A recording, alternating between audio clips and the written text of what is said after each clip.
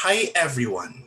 Welcome to the 2021 Quebec Writers Federation Mentorship Reading. Before we begin, the Quebec Writers Federation, or the QWF, represents diverse individuals who live and create on traditional territories of many First Peoples. The QWF office is located at Chochake, which is what the Ganyagahaga call Montreal. This place has and continues to be an historical gathering place for many Indigenous peoples. We're grateful to be part of a long and proud history of creating and sharing stories on these lands. So thank you all for being here on Facebook Live. My name is Riley Palanca, and I will be your host for this evening. So we are here tonight to support and celebrate the hard work of 7 promising emerging writers who have been working diligently over the last 4 months with their mentors as they transition to the next stage of their careers. After applying for the QWF Mentorship Program last fall, each pair was carefully selected by an independent jury from an overwhelming number of applicants. Each mentor has devoted time toward reading and responding to their protege's work with the goal of guiding their protege toward publication. So I will be introducing the mentors who will then tell us a little bit about their mentee as well as the mentorship process in general. After this short introduction, their mentee would take the metaphorical stage to deliver a short reading. We also want to say that for people watching on Facebook, you can leave comments and questions on the video. We encourage interaction. Please don't be shy. With the introduction out of the way, let's start with one of our fiction mentors. So I'm very, very honored to introduce Leila Marshy. Leila Marshy has been a filmmaker, a mobile app designer, a radio producer, a baker, a chicken farmer, and editor of the now defunct Rover Arts. She worked for the Palestinian Red Crescent in Cairo and Jerusalem, and also founded the Friends of Hutchison Street, a groundbreaking community group bringing Hasidic and non-Hasidic neighbors together in dialogue. Her stories and poetry have been published in journals and anthologies in Canada and the US. Her novel, The Philistine, was published by Lynda Publishing in 2018. It will come out in French this fall and in Arabic next year. Leila began working with Lynda in late 2018 as a marketer and is now associate publisher at LLP. So we have tonight Leila Marshy. Thanks, Riley. Hi, everybody. Well, this is fun. I want to thank the Quebec Writers Federation. It's really a great program. When people find out about it, who especially are emerging writers, it's a very exciting program. I think it's pretty unique across the country. I applied several times to be a mentee through the years and my stuff was never picked, and now I'm a mentor, which I love the irony of it. So just goes to show. Geeta, I didn't know anything about her. How the program works is, as the mentor, you're given about X number, I think in our case it's about 10 or 12 pieces of fiction.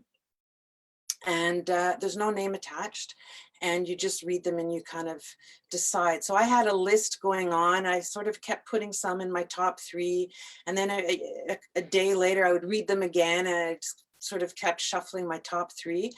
But this one piece always stayed in my top 3. So that said a lot to me. And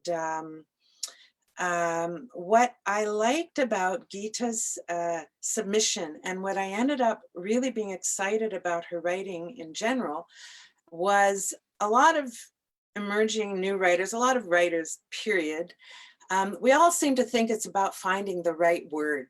And so you don't want to say her eyes are black as coal. So you go through your thesaurus, or you look it up, and you just find other ways to say the exact same thing. And that is approach that you're sort of taught, or it's an approach, tu trouves bon mot. You're always finding the right word. And what I found about what Geeta did is that she didn't necessarily find the right word. She found the sideways. She wrote sideways. I couldn't describe it until the very end when I realized she was writing sideways.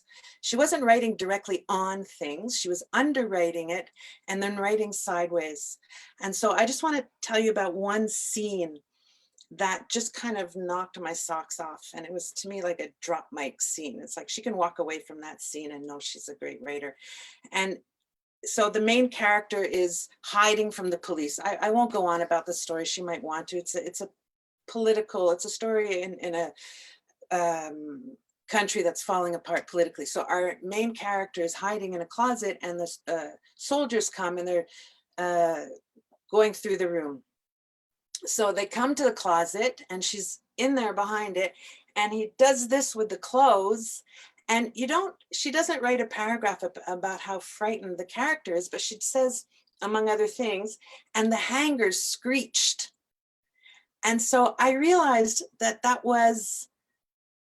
it's like making a film where everything has to imbue the emotional scene. And so by the hangers shrieking, you didn't need your character to shriek. The hangers shrieked, and that made the drama. And that's kind of instinctive. It's hard to teach somebody how to do that, or how it works, or when it works. I can barely explain it, but I think some of you will know exactly what I mean. Anyways, Geeta is a math teacher at Vanier College. She's written fiction, short stories, poetry. She's passionate about science and the arts, and she just likes doing a lot of things, hanging out like we all do. And I'm very glad to have met her through this program. I'm very glad to have helped shepherd her work, and very glad to have been part of this whole thing. And Riley, you're doing a great job hosting, and you were really fun getting us all up to gear. Thank you. So, and we go on to Geeta. Okay, hi everyone. So first of all, I want to thank the QWF for offering this program. I learned a lot through this process. And I really want to thank Leila Marshy for working with me. I really appreciated your feedback, comments, notes on my punctuation, and your kind words of encouragement. So it was very helpful, and I really did enjoy this process a lot. So thank you, Leila. Okay, so my reading today, I'm just gonna read a scene. This is a story that takes place in Argentina during the Dirty War. And I'm just gonna jump right into it, okay?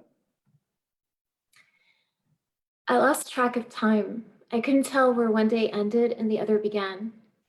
Soldiers poured cold water on us, sounded the alarm to keep us from sleeping. Maybe it was a few days, maybe a week. It wasn't until I overheard a guard talking about Independence Day that I realized we had been detained for 15 days. Move over, Hector said, pushing me into a corner. We need to make more room. My blindfold had fallen off. No one seemed to care. I guess my name would be called soon enough that it didn't matter. During that time, I got to know my captor well. Each afternoon, an elderly priest came by to visit Hector. They would sit outside the naval school and smoke cigarettes in the garden, their backs turned to the horrors inside. Hector would bow his head and clasp his hands as the priest delivered his sermons and gave him his blessings. He always came back from those meetings with a renewed sense of purpose. His anger was explosive. He pressed his gun to our heads when he shouted orders, beat prisoners who stepped out of line. You are traitors to your country, Hector said with disgust. Our nation needs to be cleansed of vermin like you. He wielded power over the other guards. Together they laughed, mocked prisoners pleading for their lives, kept score of who killed the most. The soldiers never questioned anything Hector demanded of them, no matter how sinister. They were always eager to oblige him. Diego and I were still together, but Gabriel was gone. Maybe he was taken to another cell or killed. I wasn't sure. The guards left for a cigarette break. We were alone in the cell. Where is he? I said. I don't know, but Gabriel knows how to survive. Don't worry, Diego said. How are you holding up? I've been better. His laugh echoed in the room. He rubbed the back of his head against the wall, the blindfold tugged over his eyes. I miss my friends, my family, playing music. What is that saying? Without music, life would be a mistake. What music is there in here? A man with a gray beard shouted. His clothes were tattered and covered in stains. We can make our own music, Diego said. The old man shook his head. What good will that do? Diego thought for a moment. When a man knows he's going to die, he starts to kill himself slowly. First, he says goodbye to all he loves. Then he becomes numb to face his fear of dying. But there's no need, because only the living can fear dying. What he chooses is worse than dying. He chooses to live his remaining days in torment until he can only wish for death to set him free. I'm going to write a song about Esma when this is over. Then my band is going to tour the world. Are you a singer? A young girl with bruises on her face asked. Yes, Diego answered. Can you sing for us? She said. Diego cleared his throat. His voice filled the room. Slowly, the other prisoners joined in. Some hummed, others tapped their feet on the ground. A slow pulsating rhythm, the sound of life erupting from beneath the concrete. Guards looked into the window to see what was going on. One of them called Hector. They put out their cigarettes. Shut up, they're coming in, I said. Diego, shut up, he sang louder. Diego, I'm serious, stop it, just shut up. The others were quiet. The door opened. Hector stood by the steps. Diego's voice grew louder. He was singing at the top of his lungs.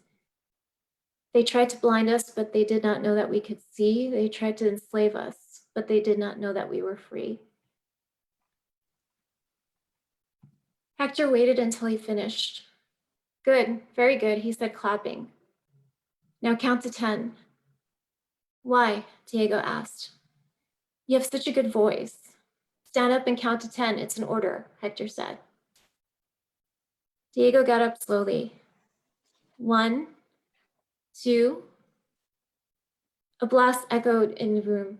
There was a trail of smoke, the smell of gunpowder. He shot him at 2.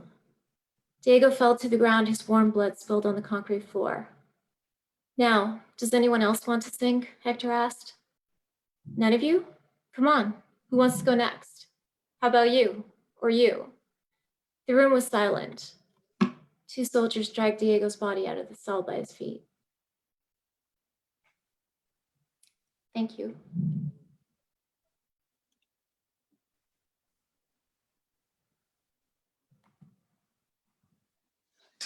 Thank you very much, Geeta, and of course to Leila, the mentor. So now, from the world of fiction, let us now move toward non-fiction, as I will now introduce to you the non-fiction mentor. So, best known as a poet, Montreal writer Robyn Sarah has published in several other genres, including short story, personal essay, personal journalism, and literary criticism.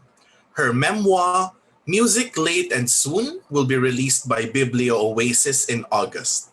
Her 10th poetry collection, My Shoes Are Killing Me, won the Governor General's Award in 2015 and was followed in 2017 by Wherever We Mean to Be, a 40-year retrospective of her poetry.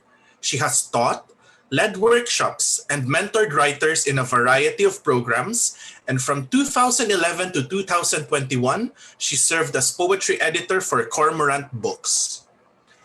Unfortunately, Robyn could not be here with us tonight. However, she has sent us a message she would like to play.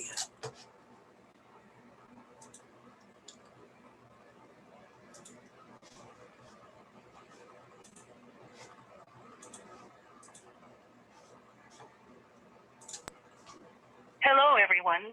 I'm Robyn Sarah, introducing Suzanne Cerreta, who will be reading from her personal essay, Unrooted.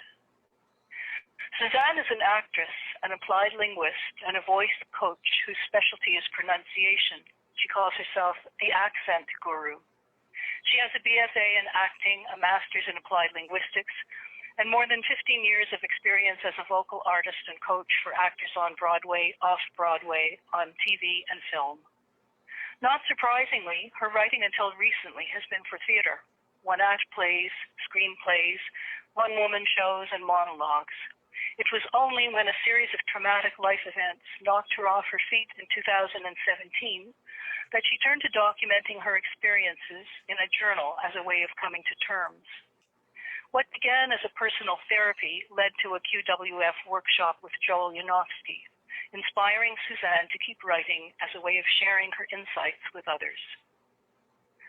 I'm a believer in synchronicity, and again I've found that the people who show up in my life at a given moment are exactly the people I'm meant to engage with at that moment. Suzanne showed up wanting to embark on a memoir manuscript at the exact moment I was about to deliver one to press. She was at the beginning of a process I had just completed. All the problems and challenges of the genre were fresh in my mind. Everything I had learned in the process of meeting those challenges, the experience and perspective gained. Equally fresh was my excitement about the rewards of reliving and reinterpreting life events in the course of writing about them.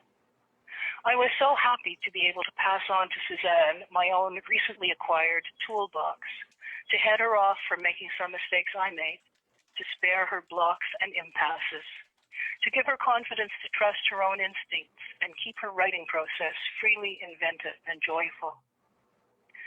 As we began working together by email and phone, we discovered much common ground as women of many hats, both of us freelancers, switching hats daily or oftener in the scramble to stay afloat in virus time.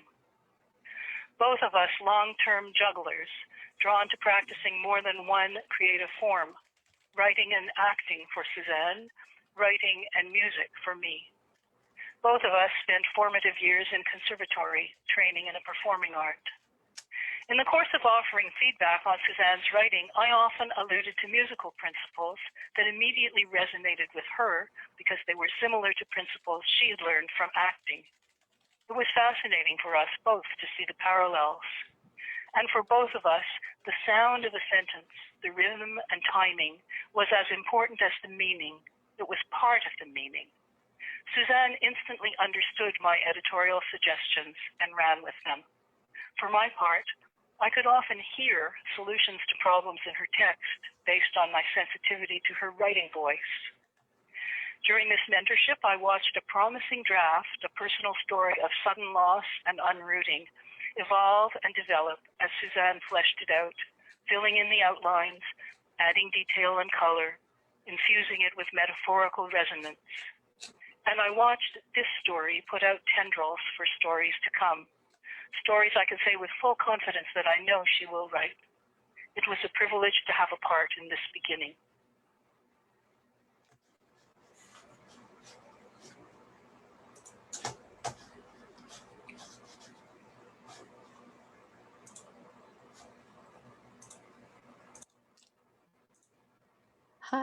Hi, thank you so much. Wow, what a beautiful introduction. And I also want to say thank you so much to Robyn for helping me to really begin the process of finding my voice in a more literary way, and QWF for this opportunity, because this community is beautiful and I'm so grateful to be a part of it. So thank you so much. This is, I'll be reading an excerpt from what is, I think, possibly a first chapter from a longer memoir. I have nothing against plants. I actually love plants. I have over 30 of them strewn around my apartment and could even name the genus and species of some. I'm in a plant group on Facebook, for God's sake, follow plant celebrities. Yes, that's a thing, on Instagram, and even order plants wholesale from Thailand. But that day, as I leaned against my open front door holding a bright yellow kalanchoe succulent, my ankle still swollen from having been 7 months pregnant, listening to my well-intentioned friend drone on about how well I was doing considering, all I wanted to do was throw that plant in the street and watch it smash against the concrete. Why did people feel the need to give you something that they knew you knew might die just when something you love did die? It's an easy plant, she assured me. Just water when completely dry and bright indirect light. You know the drill. Yep, I did. Thanks. And then there was that pause. That suspended moment where your friends know it's time to leave, but there's got to be something more to say, something more they think they can do, but there isn't. There's nothing they can do. My baby died. She was gone, and we had no idea why, and there was nothing this friend could do, nothing anyone could do. It's okay, Mel, I said, wrapping my hand around hers and squeezing. It's going to be okay. Yeah, she sobbed. Yeah, you're right. Step by step, you can do this. I pressed my lips into a tight line of a smile and nodded as though grief was just something you do or put your mind to and jump in like a rigorous workout. We hugged and she left. I clicked the lock on the door and instantly all the muscles in my neck and chest relaxed and my breath deepened. I was alone again and could remove the weighty mask I had become accustomed to wearing around flower-bearing friends. The afternoon light streamed in from the southwest window, dancing across the leaves of the plants lined up to drink in their afternoon dose. The heaviness of the end of the day, the earth saturated, flooded the dining and living room. I chose to sit far away from the sun, tucked away on the couch closer to the east end of the house. This new couch. We had wanted to hurry up and get our house ready for the baby. New couch, kitchen renovation, a remake of the second bedroom. We weren't fully there yet with that kitchen, and the second bedroom oozed with discarded hope and baby shower gifts yet to be returned, but we had managed to find a new cozy wide-set couch. I sank down on the new cushions, placed the plant on the coffee table and stared at it. Maybe I thought it would whisper some truth. I know you had to put a strong face on there with that friend, and I know you don't really need another plant, but let's try to lie on this couch and just be. Instead, it mocked me with its bright yellow flowers, so perky and taut, saying, "Hooray, I'm here to cheer you up." I didn't want to be cheered up. It was the same reason I couldn't bring myself to just go get a bottle of wine and relax, as so many friends had suggested I do. I needed to feel the pain of this loss because it was the only thing that made sense, the only thing holding me to the present moment, to this body which seemed to have betrayed me, and to the baby that was. Without it, I could forget. One hand held Ollie's and the other stroked my belly as I walked into the delivery unit that terrible morning, wobbly on my feet. I hadn't felt a kick for a few days, so my family doctor sent me straight to the hospital. In these moments, the mind makes an imprint of everything. The Bermuda coffee cup of the nurse at reception, the way she almost spilled it when she put it down and ran up to us because she knew we were coming. The red-headed freckled doctor. He tried twice to find the heartbeat on the hospital's 3D ultrasound, and again, nothing. "I'm so sorry. Can you try one more time?" I urged, my breath shallow and fast. He did. He was appeasing me. He squeezed more cold gel on my stomach and smushed the ultrasound wand into it, smearing it around over and over again, over and over again. We all knew what was coming next. I wanted to rip it out of his hand, swing it, and throw it out the double-paned window. I wanted to erupt like Mount Vesuvius and cover everyone in that room like a lava freeze, enveloping the negative space. Instead, I froze. Ollie's grip around my hand tightened and his breath caught in his throat. "I'm so sorry," the freckled doctor said, "but it looks like the baby is no longer alive. I'll give you 2 a moment." He clicked off the ultrasound machine and left the room. I wish I had had one more moment to look at her on that machine. Her face perfectly shaped, no tinge of blue or purple or death, just peacefully floating inside me. "No!" Ollie wailed. Once the doctor had gone, he collapsed in my arms. There I was, holding him up while I lay there in that chair, my belly still full, round, and covered in gel. "What are we going to do?" I asked. It was the only thing I could think of to say. "What are we going to do? What are we going to do? We have baby presents at home. We have people coming for a baby shower. We're supposed to be parents. They said we didn't have to deliver her that night, that we could take the evening and just let things be for a moment. I needed to let things be for a moment. I wanted one last night as a family with her in my belly. "We have those tickets. Do you still want to go?" Ollie asked as he slipped the paid parking ticket into the slot. The security barrier arm went up. What? Tickets? My head was filled with nothing, a space of dead matter between 2 ears that heard words but couldn't connect them with their meaning. "The Basilica, the light show, remember? Did you still want to go?" Ollie had a way of asking things at weird times. I looked over at him with that annoyed crinkle to my brow, but then, Yeah, we should go. We should be in a church tonight. We stood in the lineup, a normal looking couple with a baby on the way. That's what we looked like on the outside. No one knew. No one knew that the baby inside was gone. A little dark secret we kept when people kindly gave up their seats in the pew to let us pass. As we sat in the cathedral of the basilica, the lights washed over us, the music vibrating off the stained glass windows and shaking our bodies with its intensity. No amount of vibration would wake her up. We arrived home tired. This was it. The last night we would all be together. Oh crap, I sighed, kicking off my flip-flops, the only shoes that fit my fat feet. No. Look at these. They're all drooping. These haven't been watered in days. I grabbed the closest container I could find, a square-shaped Tupperware, and filled it at the sink. I hurried around, plopping water into pot after pot of the plants lined up along our back porch window. Hey, you're putting water all over the floor. Ollie lifted his foot, wincing at his wet sock. They're dying. Okay, but just be careful. Okay? It's not okay. How is it okay? You want everything around you to die? Because that's what's happening, apparently. He grabbed a paper towel and began silently sopping up my mess as I watered. He knew not to engage. He knew to let those words linger in the air, heavy and wet with tears that I swallowed down as I frantically tried to save whatever living thing I had left. They were just plants, but they weren't just plants.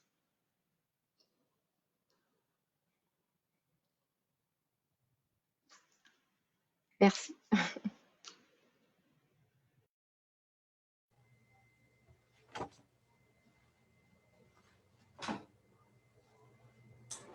Thank you very, very much, Suzanne, for that very powerful reading. And of course, kudos as well to the mentor, Robyn Sarah. Fortunately, we cannot be here, but we'll be watching this tomorrow.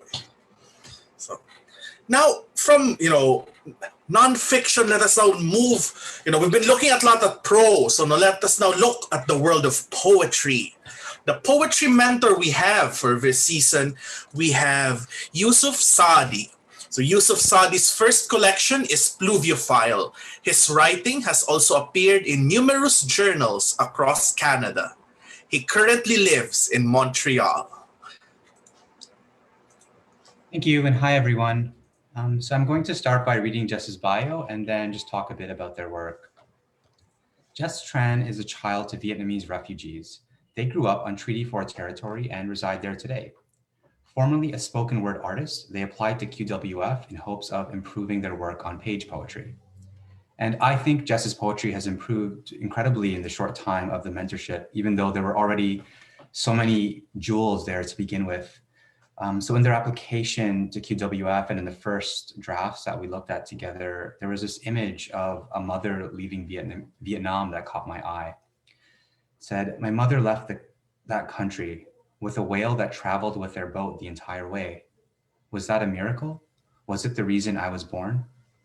And I thought this to be such a lovely image in this tender poem searching for identity and belonging, of a whale following this boat in the narrator's mother's memory or the narrator's imagination, or in some place in the intersections between imagination and memory. So from there, we spent time talking about different kinds of structures. So whether that was in terms of meter or other artificial constraints, and Jess always had such interesting responses to my constraints that even in the first drafts had so much richness to mine and to explore. And for me, it was such a joy to talk about those potentialities with Jess. So for example, they brought this incredible photograph that they used to write an ekphrasis, and the poem took such interesting directions the more we kind of opened it up for exploration. And the later drafts that Jess sent were, in my opinion, some of the strongest of theirs that I read. The images were really crisp and the lines like pared down to what was necessary, which is one thing that I kept stressing over and over throughout the mentorship and probably kind of annoyed Jess with.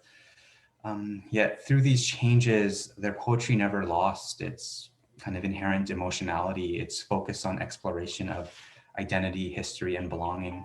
And I really admire their integrity to that vision, as well as their constant curiosity and just a willingness to feel. I'm really excited for their reading. Jess, I'll leave it to you. Thanks, Yusuf. That was a really nice intro. I didn't realize we were doing that. And but thank you so much for those kind words and the kindness throughout our entire mentorship, and the grace and the tutelage, and yeah, and no stress about the the paring down. That was all really helpful. So yeah, so I did come from a spoken word background. So that first piece that I sent that Yusuf mentioned will be the first piece that I'm going to read.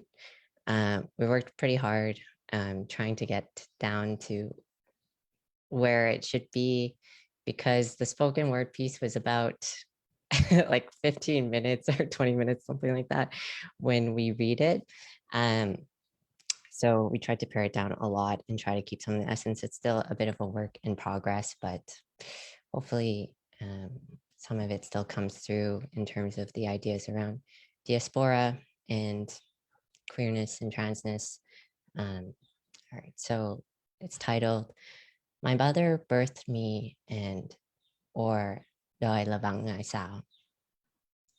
October's evening geese sang their homecoming, leaving. It was relentless, calming. I slept next to the open window, night air tangled in the echoes of where I called home. Ma, you recited so many times that Vietnamese poem. Your mother's love is like the ocean, your father's love the mountain. Trying to say you love me endless, without end, on a boat suspended on endless blue, endless water. Yes, the sea tumbles endless offerings, endless takings, shells, armored fish, salt, leather-skinned refugees. When my mother left that April, a whale followed her boat, or perhaps led it, surfacing. Ma, out there, did you dream of me, weeping silently by a husband who didn't know how to love you as the whale led you ashore like a gift? When I came out, you told me of your miscarriage, a boy. You said his soul came into my body. And when I tell her I am trans, she says, why not try becoming a monk? Desire you. You desire too much. 3 million Vietnamese died, yet I still don't know the word for sex. I woke up wanting to leave today, but instead I stayed in bed. There's no home except one overgrown eyebrow creeping its way to another. The ostrich egg we bought boiling in water. I still don't know the word for freedom. Yeah, not bad for a 20-minute piece. Okay, so the next piece is a bit of a quarantine piece. I wrote it in the winter. Maybe it's a bit of a tired trope by now, but it's definitely a difficult time to produce work, and every day was a bit of the same. So maybe some people can relate to this piece. I don't have a title yet for it, but instead, begin the year with a text. I'm sorry. I wish things could be different. The weather here is cold, cold. The engine on the truck struggles to turn over every morning. Good thing I have nowhere to go except to buy groceries or coffee, and the coffee people know me by now. Every other day, I bathe, pull my underwear around my waist. My belly hangs over the elastic band. I avoid the scale, the news, reading in general. Sometimes I forget to eat. The cats purr, rub their bodies into mine, telling me it's lunch, and we eat together. I dream I am kissing the neck of some woman in Berlin. In a few days, she is bored with me, and I go to an exhibit on the history of the world. You're supposed to walk through it. It begins with Coca-Cola vending machines. As you walk on, there are posters, monuments, and statues, and then it ends. All right, so I'm just gonna really quickly share my screen. So I'm gonna share the ekphrasis. Hoping that worked. So this photograph is called Human Forest in Cao Mau, which is the Southern Peninsula. The Human Forest, also known as the Forest of Darkness, was a Viet Minh stronghold during the Vietnam War. And very unique history about it. But basically this photograph was taken as a means for propaganda, but it never ended up being used. It was sort of thrown away in the archive. And it wasn't until years later after the war that that it was sort of uncovered, sort of the photographer was found, it was blown up, and it even ended up on the cover of Time. So I look at this photograph, and as someone who is, a settler, and as someone whose family was sort of on the other side of the revolution, but as someone who now exists more in a radical space, thinking about terms of, the colonial projects that exist, and just thinking about this photograph and what sort of right do I have to write about this history, because it doesn't always feel like mine. So I wrote this poem really trying to reconcile with my family history and with Vietnamese history, and of course, the ongoing violences, and also what type of responsibilities do we have towards the future. So the title is just called Beatman Doctor in the Forest of Darkness, 1970. Is there a better beginning? You walking toward the altar, the shape of an open mouth left behind you. Ahead, another 10,000 years of this, or the stretcher is in your hands. Dredge up the swamp with your back. The airplanes unzipped fish bellies, guts, discarded bones. Everything my mother told me of the North rests on your shoulder. As you walk toward the altar, will you kneel, offer the scalpel like tea? What becomes of this? A national park, sickle-shaped, golden, threatened birds, conserved. When we meet, it's been 2 generations.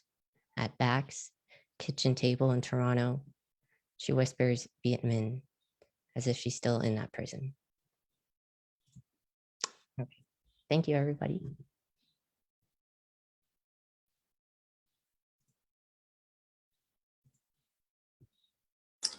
Thank you very much to Jess and to Yusuf. It was a wonderful reading, and we're glad to have these. All of the readings so far have all been lovely. So now we're going to move on to another fiction reading, and I will introduce the next fiction mentor. We have here Claire Holden Rothman is a Montreal writer and translator whose third novel, Lear's Shadow, won the 2019 Vine Award. Claire has been working as a mentor with QWF since the mentorship program began. She also teaches fiction workshops with the QWF.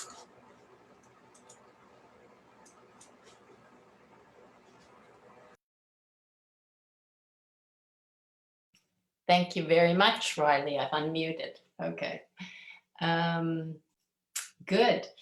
All right. So Miki Laval is the person that I was mentoring, and it was a complete joy and pleasure. I had first met, I'm a big fan of this program, by the way, very big fan. And I think a lot of really, really good work gets done in it. It's exciting both for the people who get chosen to work on their work and also for the mentors, because usually these are relationships that develop into something more than just the length of this program.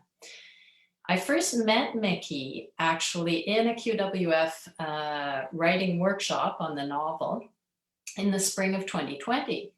And then a year later, in the spring of 2021, we met again in this program. And in this program, as Leila mentioned previously, Leila Marshy, she said that there are 2 submission selections. So there's a selection, a general selection for the mentorship program by a jury. And then the second selection of the submissions is done by the mentors. So I chose Miki Laval's text and I chose it blind. We don't have the names available. And usually if I've taught somebody in a workshop, I know their voice and I can recognize their writing. And this piece Miki submitted was so fresh and original. I picked it immediately. And not only that, I kind of suspected that the writer should probably mentor me rather than the other way around. And also I had no idea that I'd met her before. And I was very surprised when I saw the name. I was like, Miki Laval, oh, cool. Miki, just to fill you in on her bio, she holds an MA in creative writing and English from Concordia. In 2020, of course, she was awarded this QWF mentorship. And in 2021, she won a Viva City literary grant from the Conseil des Arts et Lettres du Québec. And she's currently, with the help of that grant, at work on her novel, I Saw What You Did Without Knowing. And this is a novel that revolves around the themes of belonging, estrangement, trauma, and racial tension. And those are some of the themes, of course, that we've been working with. This reading tonight is an excerpt from that novel. It's also from the submission piece that knocked me sideways all these months ago and made me pick it and pick Miki Laval for this program. So it's just a joy and an honor to let you taste this work right now. Miki Laval.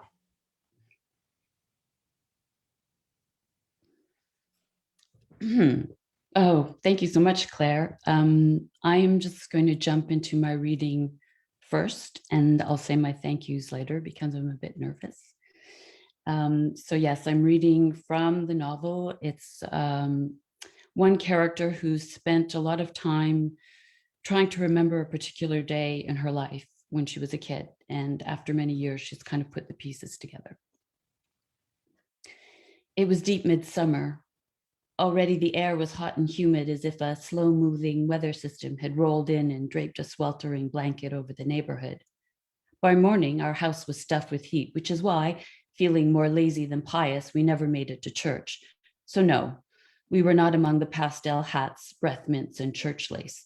We were not staring at the stark cross above the altar or listening to the pastor yammering on blah, blah, blah, blah, blah, the Lord's grace. And I was not squirming in my seat, trying not to shout, scream, or giggle anything to punch through the layers of mind-numbing boredom. We weren't very devout evangelicals, Mother and me, more like a scrawny flock of two. Our attendance was sporadic. We switched churches often. It didn't help that in God's sea of pale souls, we stood out, a half-white daughter and a brown mother, tolerated without any warmth or Christian sense of belonging, though it would take me years to see this clearly. Of course, a non-church going morning was liberation for a kid who hated going to church. I was set up in the living room on the sofa, ready for a cartoon marathon while painting my toenails a glorious bubblegummy pink. On the living room coffee table, a pile of magazines, a bottle of nail polish, crumpled Kleenexes already goopy with pink splashes, and a half-down glass of orange juice. I was 10, lanky for my age, stripped down to my underwear and a favorite oversized pink t-shirt with one word, smile, printed upside down. I'd recently begun to think of myself as ironic. Mother appeared, tying off her pale blue housecoat as she sat up at the dining table with glue stick scissors and her scrapbook of baby deaths. There was nothing ironic about the scrapbook. Obviously, the scrapbook was an obsession. The question of why the Lord snatched little children from their mothers perplexed my own. As a believer, she could never question his will directly, so instead, she fixated on how, with a heat and intensity I could not begin to understand. She kept entire scripts of baby horror, tiny blue bodies dead as winter found in garbage bins, newborns passed into the world of drowned souls from bath time, little spines twisted like bent forks due to car accidents.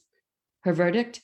Even tucked safely in bed, protected from obvious catastrophes, little hearts could peter out, already exhausted by this world. She sighed, twice. I don't understand how some mothers can be so careless. The newspaper crackled. The metallic scissors whispered, snip, snip. I tried my best to ignore the dead babies. The whole business was a gruesome soap opera, the sudden reversal of happiness, the stupendous grief. The TV blared. I picked at the sticky nail polish on my toenails. Maybe they're not careless, just unlucky. You'd have thought I'd waved a magic wand, freezing my mother for all time as she held a half-glued clipping in one hand. You can't be serious, she said. Luck? There's no such thing as luck, only God's blessing. And then she demanded proof that luck, fate, chance, that these accidental windfalls existed and could be summoned by mere humans. When had a four-leaf clover ever worked, a rabbit's foot, or a horseshoe? Oh, never mind. She pressed the clipping against the yellow scrapbook paper. Next, you'll say you believe in aliens. She picked up the glue stick, thought better of it, put it down. But the nonsense that comes out of your mouth sometimes, have you forgotten the miracle, the night of your conception? Because I groaned, ready to concede anything as soon as she mentioned the miraculous story of how I came to be. Okay, I said. Luck is God's blessing. She tapped a finger on the tabletop. Why do I feel like I'm talking to air? And then she was up, striding from the dining room area, straight back as a righteous woman gearing up for a lecture. You know the Lord sent you, an angel, straight from the heavens. Believe me, there was no luck involved, only a lot of prayer and God's work. I sank down between the sofa cushions as the TV boomed. The story of my extraordinary conception, the moment when the Lord's spark animated the first vibrations of my mortal being, had been recounted so often I was bored by the whole idea of my existence. I should clarify something here. Mother was not speaking of my angelic qualities as in, oh dear, she's so sweet, but an angel. Not at all. I was believed a full-blown divine creature, and Mother's conviction about my celestial providence could not be shaken. On the TV, the roadrunner spewed a wake of dust as he escaped down a dirt road in the deserted landscape. Mother paced back and forth in front of the screen, so I missed his full getaway. After all the praying I did for children, and the Lord knows why I had to. Seeing as the Lord was all-knowing, I'm guessing he could foresee her blazing testimony about all the troubles he had seen fit to throw at her in one lifetime. You know, the war, the bombs, the terror. But other than the occasional rant, it was pretty impossible to get her to dredge up anything specific that happened during the war, and I knew pretty much squat about her life before she came to live where we were living then. About her homeland, I had only a blurry sense of a faraway place stalked by an evil monster who ripped the country to shreds before eating all the people. I didn't know when the whole God business started, or why she picked a religion with such boring churches. Seeing as pressing her for details usually led to migraine headaches and locked doors, I learned that there were things about the past you didn't ask about. I've collected my thoughts on life as a divine creature over the years, and they come down to this. May you never be a miracle baby. May you never be denied learning how to ride a bike. Never have the scissors and knives locked away in a kitchen drawer. May there be no labels marked, don't touch, taped to the hot water taps. May there be no bars and stalls around your bed at night so you sleep animal-like in a cage. May your fridge not be wrapped twice with a yellow bungee cord. May the cord not be secured with a small brass lock, and the key that you are forbidden to touch, may it not hang from a nail in the kitchen. May you never know the depths of the Lord's fickle ways and his proclivity to rescind his gifts, like you, to a mother on a whim, leaving her in such a state that she is unknown to you as a child, unknowable, beyond a darkness so large and terrible that her greatest gift is creating enough distance between you both to shield you from it. I'd like to thank the QWF for an amazing writing experience. Laurie Schubert for her encouragement over the years. And I'd like to especially thank Claire, Holden Rothman for more than the writing advice and guidance, but also for holding a place and making me feel that one should never be afraid to take up space.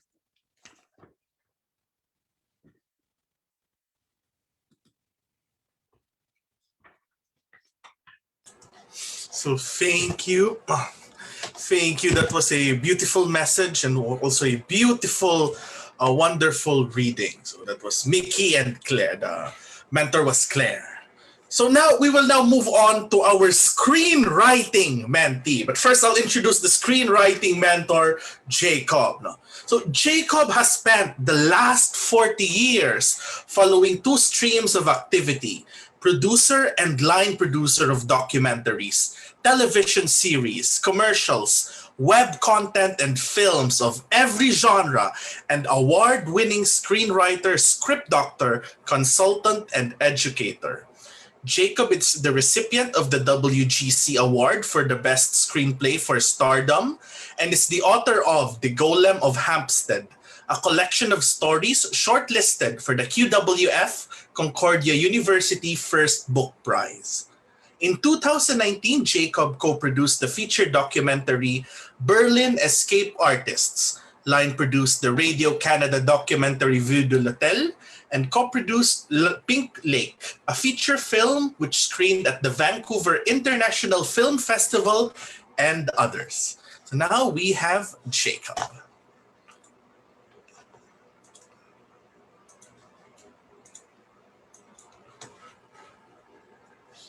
Hello there. So, thank you for this opportunity. I'd like to introduce my mentee, the fabulous Dara Murphy is many things. She's a special education teacher, a music and drama educator, a choir master. She's a playwright, a tree planter, a swing dancer, and a very industrious sourdough bread baker. She's also a unicorn. I have been helping people write screenplays for over 30 years. And when I am hobnobbing about with my screenwriting wizards, we often talk about the Great Leap.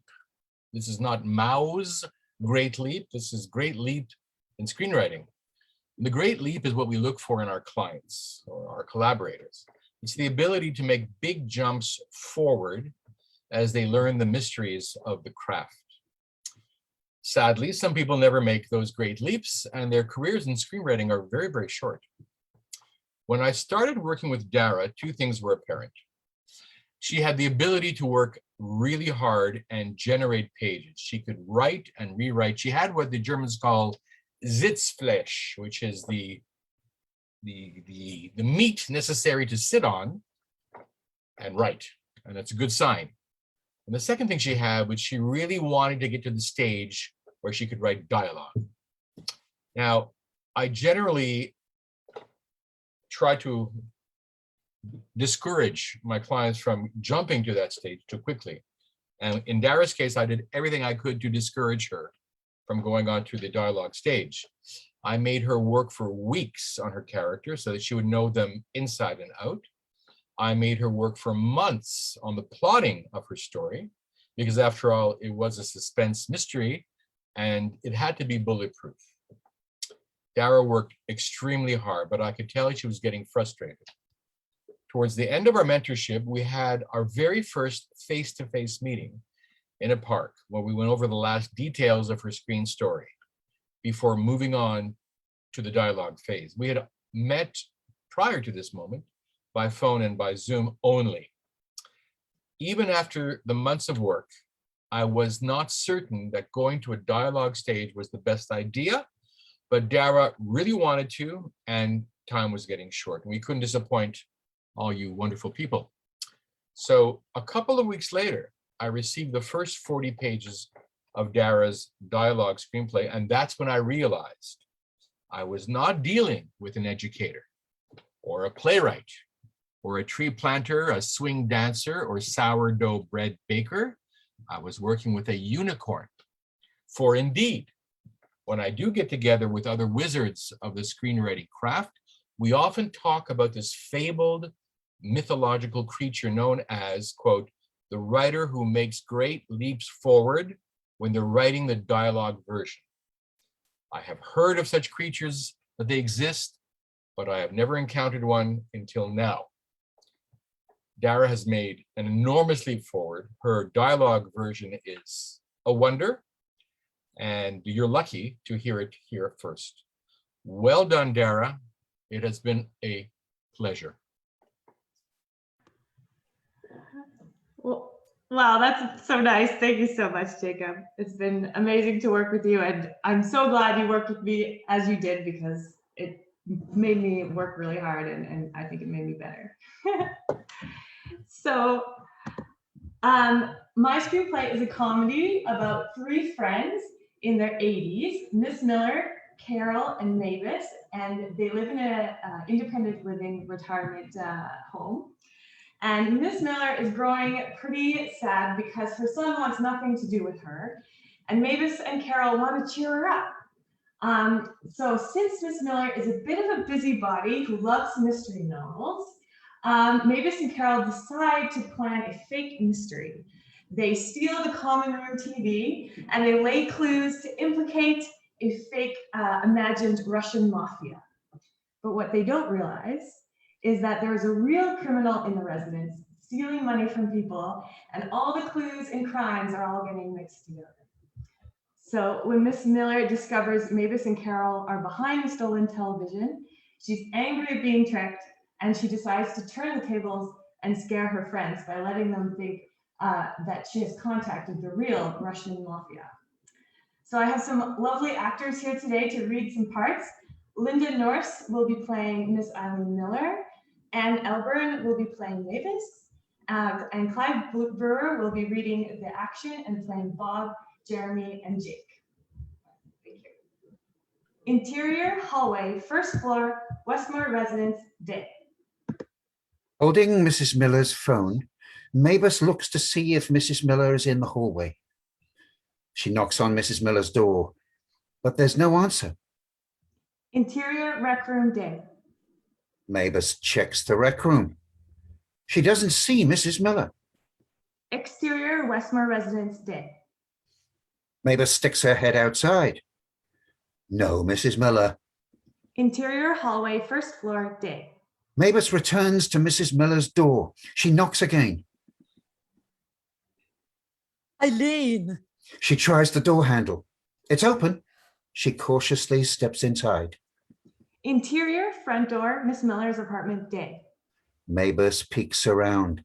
Eileen, I still have your phone. Interior living room, Miss Miller's apartment, day. Mrs. Miller is nowhere to be seen. Strange. A large note on the table catches her eye. The note reads, Russian mafia boss, Stanislav Stepashashkin, dangerous. Call police contacts. Mavis grows concerned as she reads the note. Interior hallway, first floor, day. As Mavis dashes out of Mrs. Miller's apartment, she startles when she sees Mrs. Miller leaning against the doorframe. Oh! I guess I forgot to lock my door. Mavis returns the phone. It started beeping for some reason. Never mind the phone. Mrs. Miller looks around. She grabs Mavis and pulls her inside. Oh. Interior front door, Miss Miller's apartment, day. Mavis is confused by the subterfuge. What? What I'm about to tell you should not be talked about openly. Mavis furrows her brow. It's the mafia. They've been dealing in seniors' residences for some time. The company that owns our building has several ties to the mafia. Are you sure? The stolen television was just the beginning. Well, I don't think... I need your help tomorrow before your walk fit class. This does seem a little... See you tomorrow at 8. But did you find anything in the garden? Nothing there. Tomorrow at 8. Mavis backs away, nodding. Interior elevator, Westmore Resident, day. Ali and Bob are going down in the elevator. When the elevator doors open to the lobby, Mrs. Miller is standing outside. She smiles. Miss Miller. Oh, we were just talking about you. Do you still have those papers? I was calling my bank and I've decided it would be best if I talk to the police. Mrs. Miller holds the elevator door open. Have either of you talked to Mavis or Carol recently? They look at her. A little. Sometimes things may seem fun and harmless, but playing games is dangerous. Well, I was only thinking that... I, in fact, used to be a police secretary and still know several on-duty officers. If they start digging into your backgrounds, no amount of cookies, brownies will erase your past mistakes. Ali and Bob react as Mrs. Miller lets the door close. Mr. Gregory, at his desk, glances over in concern. Interior living room, Miss Miller's apartment, evening. Tired, Mrs. Miller sighs when she returns home. She sees her phone on the table and gasps. She had forgotten to bring her home with her. She checks, but there are no missed calls. She decides to call Jeremy. Leave a message. Jeremy, it's me. I met two boys today, and they reminded me of you. I enjoyed talking with them.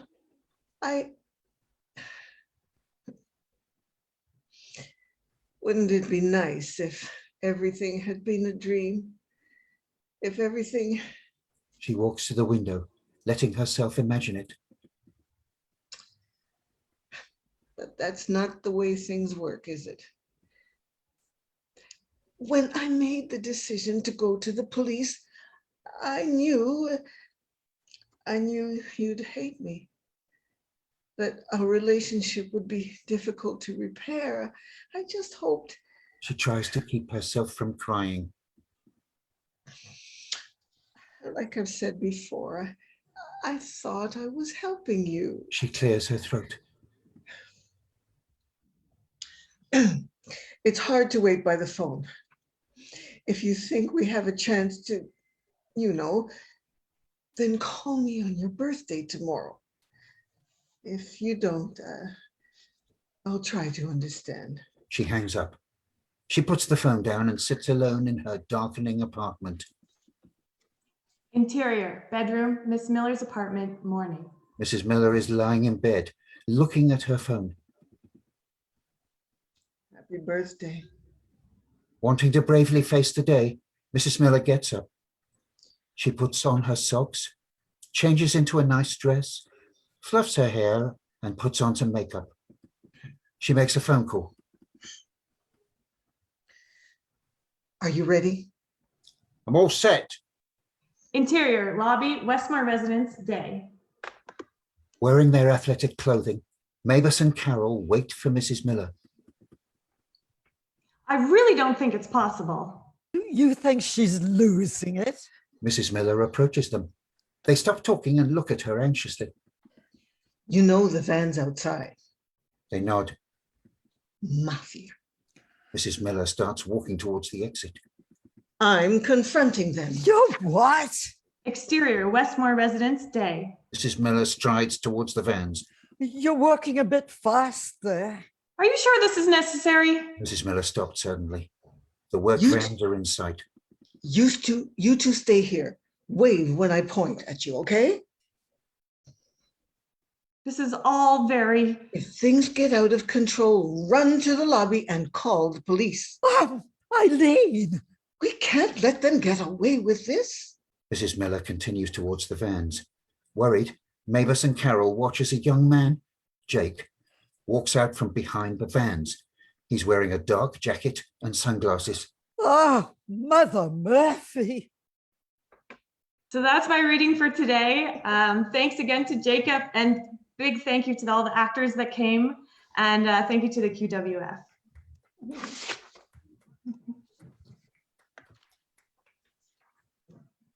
So thank you to Dara, to Jacob, and to the three actors who we had for that reading. So a lovely, funny performance. So now, we are now moving on to the penultimate pairing. We have the young adult literature pairing. So I'm going to introduce the mentor. David Homel has 2 books out this spring covering readers from 8 to 80. The first is another book for kids in his travel series written with Mary Louise Gay. It is set in Cuba. The second is a memoir called Lunging into the Underbrush, A Life Lived Backward, featuring the long battle between Eros and melancholy. So now we have David. Yes, thank you very much, Riley. Eros and melancholy all wrapped up in one person. Why not? I think I'm too close to my mic. There you go. Thanks a lot. I'm a little bit sunburned. I didn't put on my big sunscreen when I went out to play ball today, but I will get over it by tomorrow morning. Thanks to Riley, and thanks also to Laurie, who I know is watching in cyberspace. Laurie, I should say Laurie Schubert, the director of QWF. And a group that's been sort of very good to me, and I think I've been good to it over the many years. So we have a thing going on that's of a long duration. Anyway, one of the things we have going on is this mentorship. This is not my first year, but with it, but it's certainly a good one. One of the good things about being a mentor in the QWF program is you get to choose your mentee. You get to also make bad jokes about manatees instead of mentees. And I think I'll spare you from that. Now, when it came to choosing this year, I had a kind of curious experience. The person I ended up choosing, Becca Yu, whom you're going to be hearing from in a minute, seemed to have really little or nothing in common with the stuff that I normally read or that I normally write. The excerpt that she offered us featured a journey through the spirit world, which is not my usual nourishment. But there was an energy, there was a quality to the writing, there was something behind the writing. So I figured, why not? Let's take a chance on the spirit world, which is pretty unknown to me, or so I thought. I don't know if it's her influence, but in an upcoming fiction manuscript that you might read in a year, there are some kind of fantasy elements that I never would have thought I would have written. So maybe Becca has sort of had her hands on my typewriter. Anyway, my choice was rewarded. Becca is unafraid to work, something that all of us mentors like. She has a sense of humor about herself, which is, you know, number one for becoming a writer. And she plays bass. And I'm looking forward to hearing her play live when we get out on the street and in the clubs and in the bars. So until then, let's listen to what she has to tell us. Becca Yu, over to you.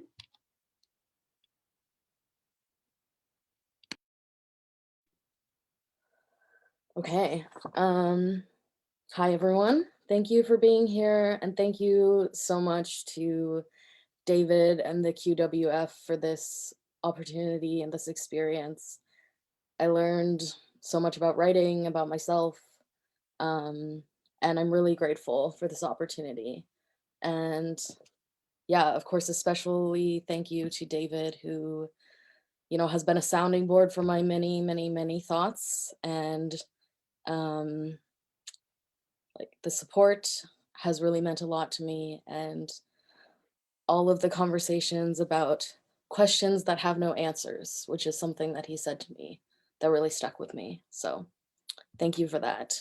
So I'm going to be reading most of my second chapter. My character Feng, she's 19 and she lives in Shanghai, which is where my dad is from and where I lived when I was a kid.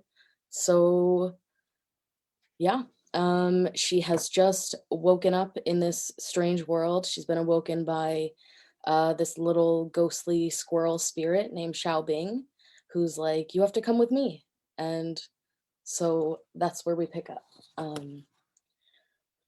Okay.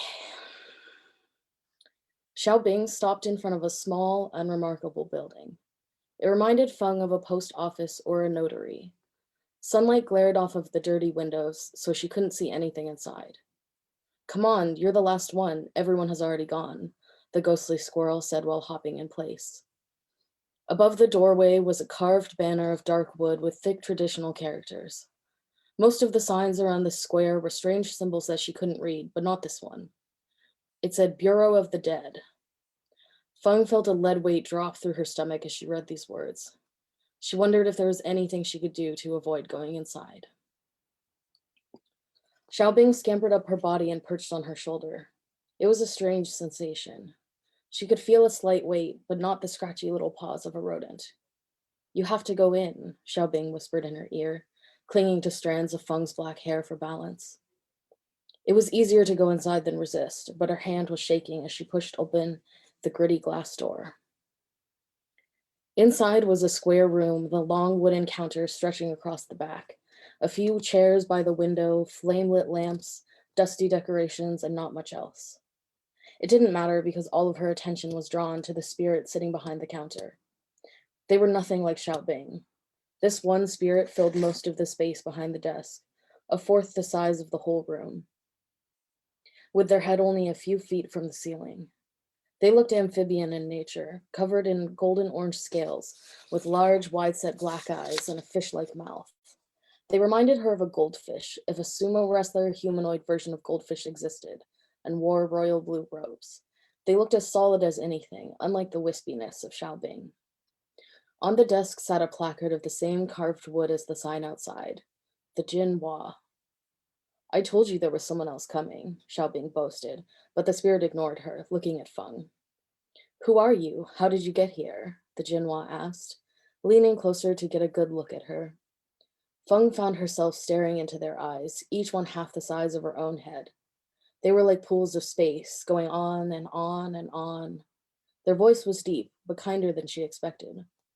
I'm Feng. Xiaobing said you were waiting for me. Feng gestured to the squirrel spirit still on her shoulder. You don't know who I am? Waiting for you, yes. Who you are, how you got here. These things are like a westward blowing wind, the Jinhua explained, waving a webbed hand through the air as if to demonstrate. Feng had no idea what that meant. Now tell me, how did you get here? The Jinhua prompted, leaning forward. Feng had the sensation of being swallowed by their expansive eyes. Do you remember? They asked. She hadn't until that moment. I fell, she whispered, her throat feeling tight. She remembered how far the fall was. I fell into the Huangpu River. Ah, of course, the Jinhua nodded. Am I dead? Feng asked abruptly. Almost, the Jinhua answered calmly, long frog-like fingers tented in front of them. But no, you can be if you want. And if I don't want? Feng asked. Then we can help you. How? Serve the Bureau, aid the spirits in need. Until the new year, when things begin again. 3 months and then you live. Until that too ends. The Jinhua settled back in their chair, never taking their eyes off her. Am I dead now? Feng asked. Oh no. If you were dead, you would not be here like this. You're almost dead, and that's not really the same at all, they said. Do I have to stay here the whole time? No, but when we need you, we will find you. And you must come. Silence stretched through the dusty room. Feng felt overwhelmed and empty. Your answer, the Jinhua prompted. Okay, Feng said. She didn't see another way. Great, it's much more pleasant this way, the Jinhua said with sudden enthusiasm. Just a moment. Feng held in aghast as the Jinhua swiveled the top half of their body around like an owl's head. They started rifling through the doors behind them. Feng realized that the entire back wall was rows of tiny drawers. The Jinhua shuffled through them all, muttering to themselves. After a few long moments, they pulled something out and said, Aha, this one will work. Balanced delicately on one finger, the Jinhua held a paper-thin circular disc, smaller than a yuan. From under their desk, they pulled a blue and white porcelain fishbowl and sat it on the countertop. Feng had to stand on tiptoes to look in. It was filled with a dark liquid. A dozen or so luminescent crayfish lazily floated around inside.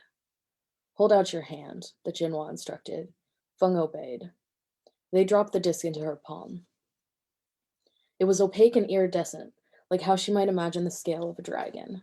Maybe those existed as well, or maybe it was a special moonstone.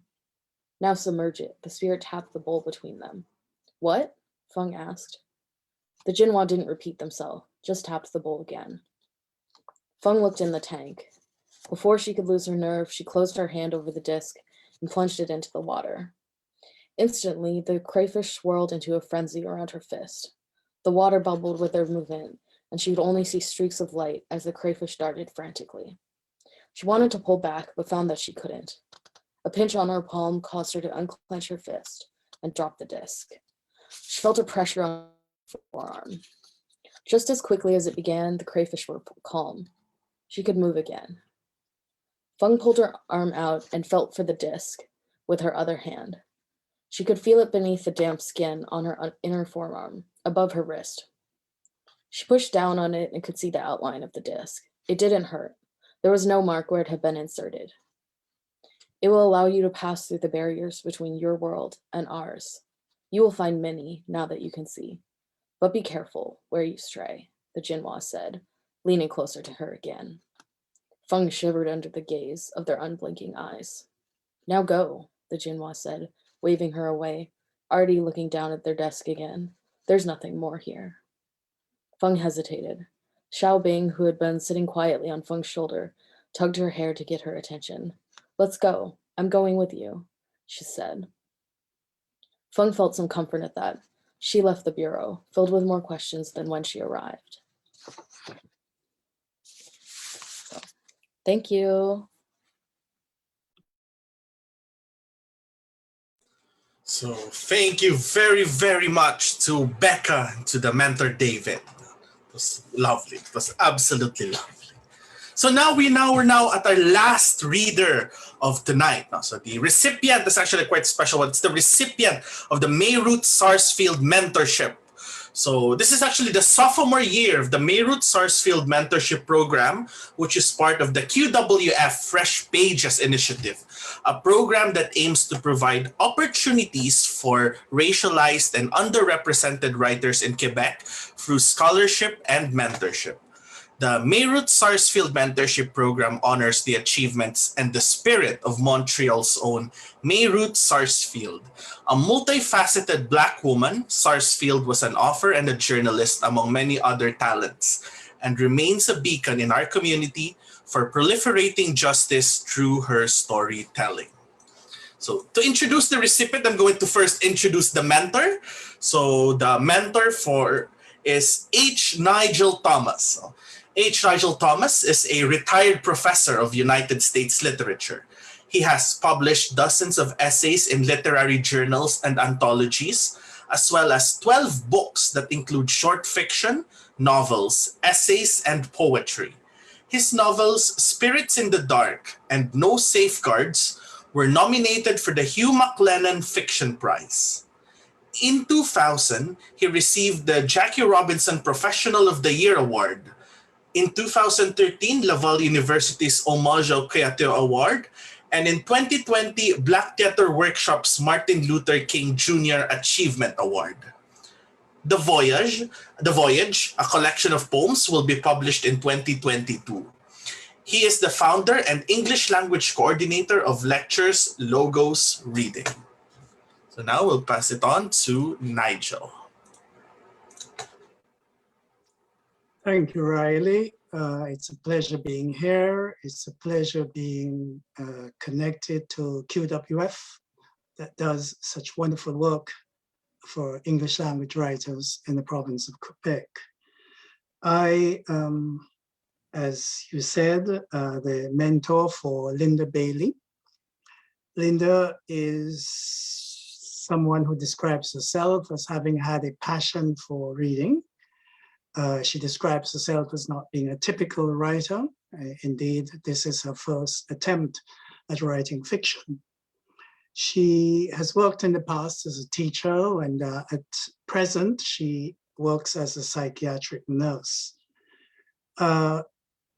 When I received the dossiers for the Sarsfield Award, 4 of them came, and I debated between Lynda and another candidate for a while, but I felt that Lynda's, because she had something that I considered valuable to say about mental illness via fiction, I ended up choosing her. I also chose her because of her common Caribbean, Anglophone Caribbean background.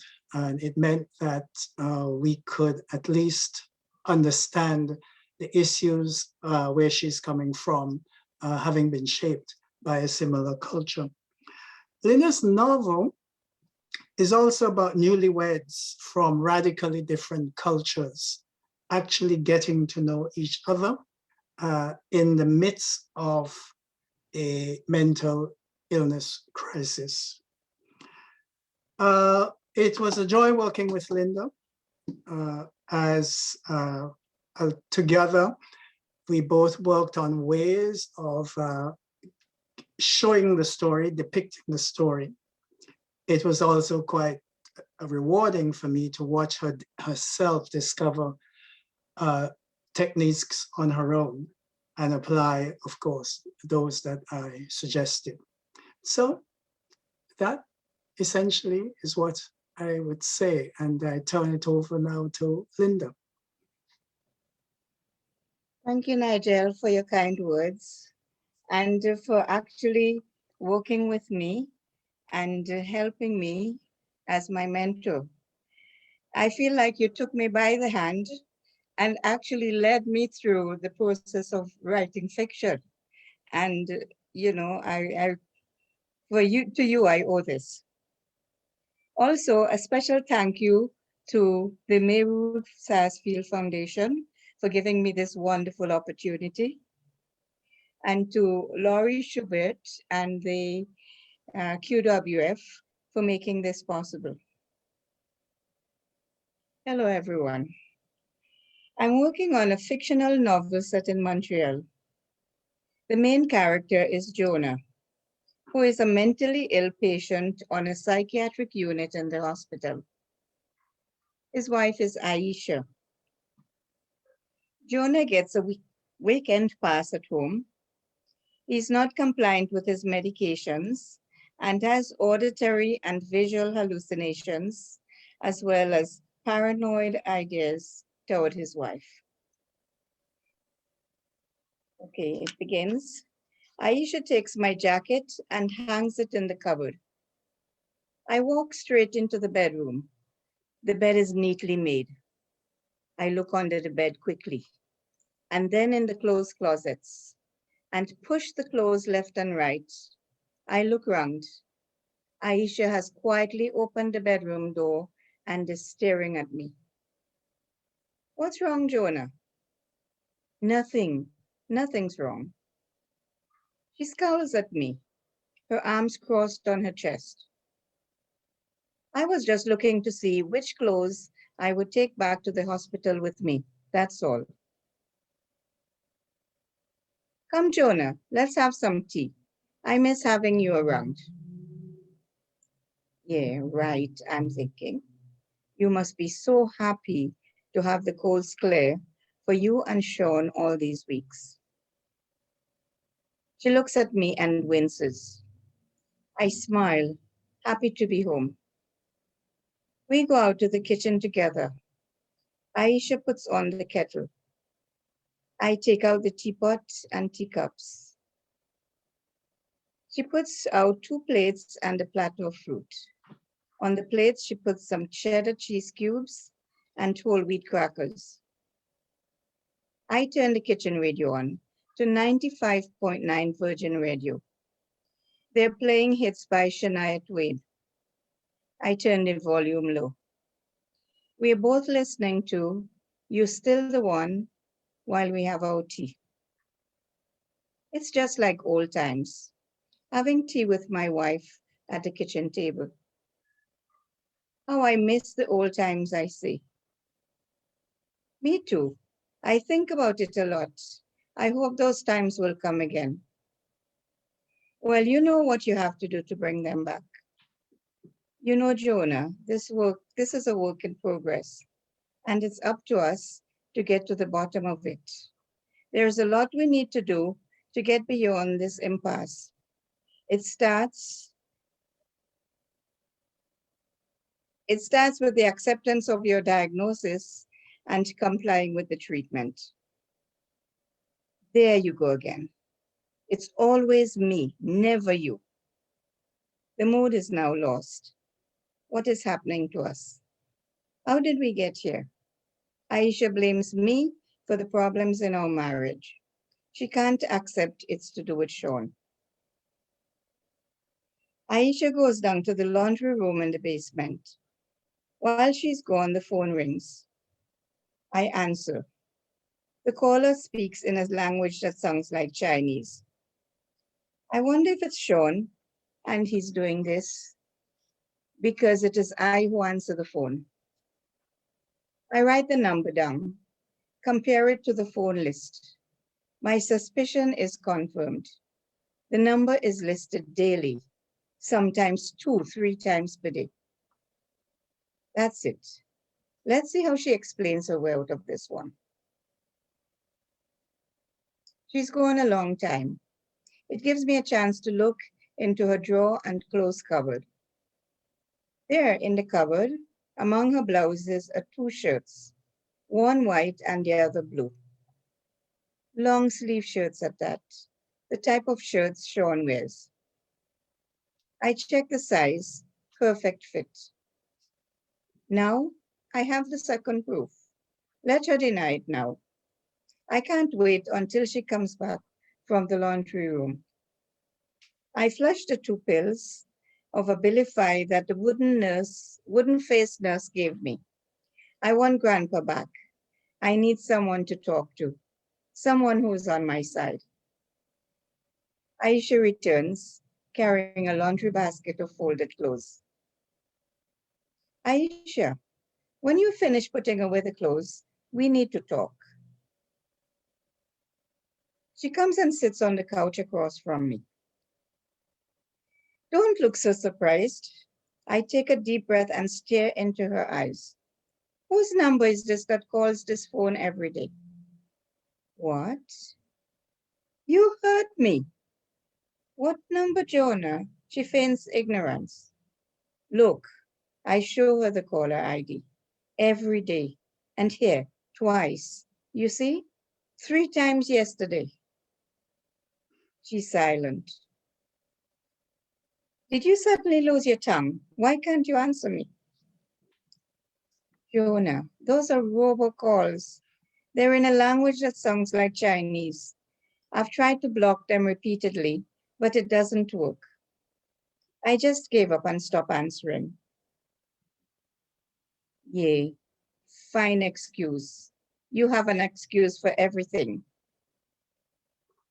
Aisha sighs and wipes her hand across her forehead. Such a good actress, behaving like she's exasperated. Okay then. Now tell me, how would you explain this? I take her to the clothes cupboard and show her the 2 shirts. What is Sean's shirts doing among your blouses? Whose? What? What are you talking about, Jonah? What are these? And these men's shirts? How do you explain them in your cupboard? They're certainly not mine. Jonah, they're my shirts. I bought them at the Bay last week. They're the latest fashion with jeans coming up this spring. I got them in a pre-season sale. Aisha sighs loudly and returns to sit on the couch. I am still not convinced. Thank you. Good. Thank you very, very much, Lynda, and of course to the mentor, Nigel. That was a lovely final reading for tonight. And just to, excuse me, just to officially close off the evening, I'm going to present the president of the QWF board, Julie Barlow, for some final messages. Thank you, Riley. I feel important now. That's great. I'm Julie Barlow. I'm the president of the QWF. I'm a nonfiction writer and a journalist, and I've been on the board for 3 years. So I've seen a lot of programs, and I've participated in a lot of programs. I've taught and been in a workshop participant, but this is one program that I actually have never participated in. So it's been delightful to just to see it and to see the kinds of relationships that develop and imagine what's going on, behind the scenes in this process. It's also, I've got to say, like, really exciting to see so directly the product of one of our activities, of one of our programs. One of the things I love as presidents is bragging to other writers' organizations about how much we do and how engaged our community is in what's going on. And now I just have one more experience to brag about. It's great. I want to congratulate the writers for your work. I know that it takes quite a bit of courage to expose, to enter into that kind of relationship and be vulnerable and allow someone to have such, a direct input in your work. I've been there, not in the program, but I've been there. And of course, congratulations to the mentors who must be very proud of the work that your mentees did. I'd like to wish you all luck going forward in your work, in your works in progress. It's a business we all know that has joys and challenges. And so I wish you all the best going forward. Finally, I just want to thank Riley for your passion and enthusiasm. And I understand that this looks effortless, but of course, this kind of activity and in this kind of media takes a lot of effort. And I can imagine that it was a lot of work and it was brilliantly done. So congratulations to you, of course, to Lori and to Afrina. I'm sure you guys were involved in this as well. Not the face of it, but I know what goes on behind the scenes. So that's great. So I'd like to wish everybody a great evening. Thanks.